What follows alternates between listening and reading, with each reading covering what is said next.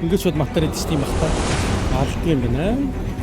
Дөнгөж ирүүгүй гэдэг сонирхолтой марагцсан. Амир. Одоо юу вэ? Бах 8 юм шиг. Ой мэлхий шүү дээ заяа. Ер нь матар идэж үзнэ. Паттайя хотод ирээд аяллаа үргэлжлүүлж байна.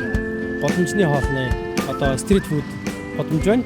Тэгээд энэ хоолнуудыг сонирхноо. За дахианы мөрч бүр 10 мянган төгрөг юм байна. 10 л гэж ерөөсөө.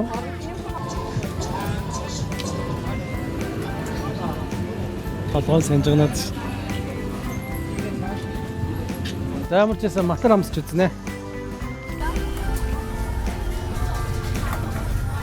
Матар